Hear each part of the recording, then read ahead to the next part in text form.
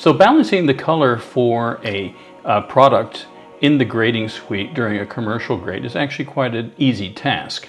So what I usually do is I have a light source that is daylight balanced in the grading suite.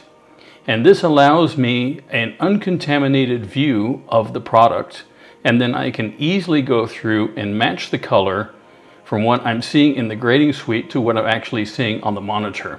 And this works really well. This is actually a good way of dealing with the situation.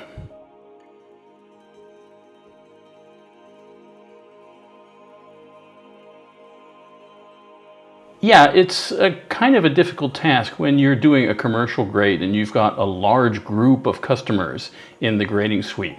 Generally what I do is I try to delegate one person in the group to be sort of the spokesman, and then I go through and then deal with it this way.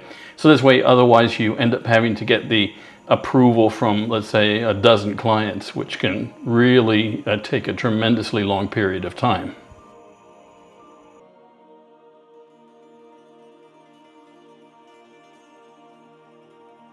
Oh yes, I've always been asked, can you make the Technicolor look in a commercial? And we've tried all sorts of methods to do this. And to create a true Technicolor look of a commercial when you're doing a commercial grade is a pretty impossible task. And you can get pretty close to it, but it's never going to be spot on. So it's there are a lot of different LUTs and things you can try and all that, but they never really come close to it.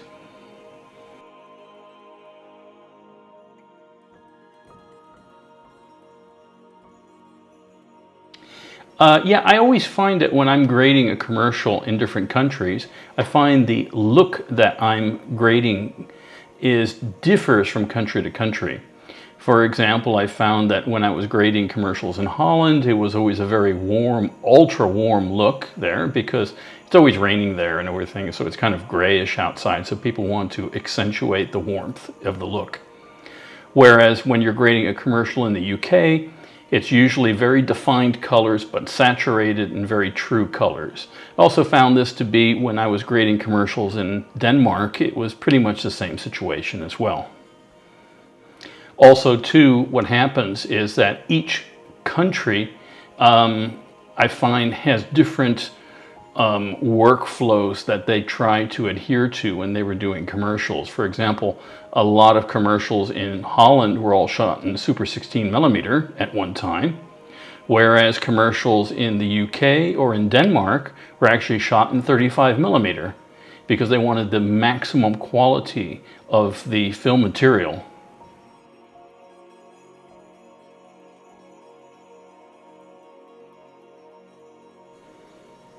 Yeah, it is kind of different when you're grading a movie in Europe as opposed to the US.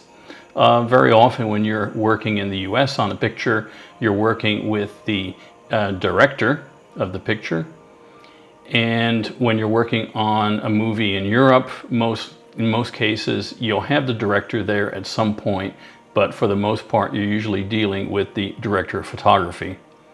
And so, for example, you work with the director of photography for the majority of the picture, and then at the end you present it to the director and then he gives his final approval to the material.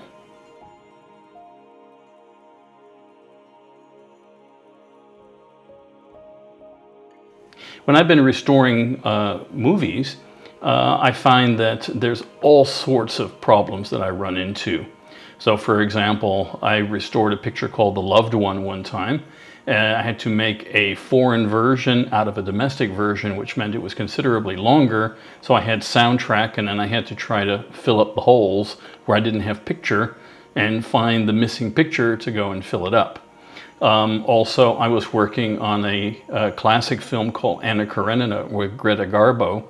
And in this picture, all of a sudden at one point, the soundtrack continued and the picture just went away. So I found out that there were certain parts of the 35mm material that was missing, and the only thing we had to replace it with was a 16mm positive print. And so for that, we were tied to that for the picture. Also, for example, I did a restoration of all the Pink Panther cartoons, and I was given the 35 millimeter original negative to grade, but they didn't have the soundtracks for it. So actually the soundtrack for those cartoons came from 16 millimeter prints. So you can see in different cases you run into different situations. Also, for example, I was working on a picture called Dr. X. This is a early two-color Technicolor film. And in this one, I noticed during the course of the film that there was a bit of a continuity problem.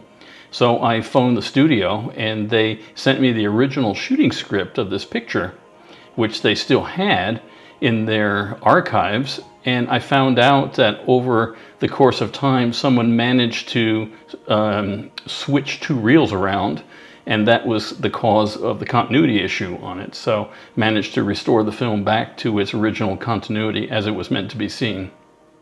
Okay, well, thanks for watching, and if you have any specific questions that you'd like me to address in upcoming episodes, please leave it in the comments below. I'd be happy to add those into future episodes. And also, don't forget to give me a thumbs up, and also don't forget to subscribe too, so you can find out about all the new videos that are coming up. Great, well, thanks a lot, and you have a wonderful evening.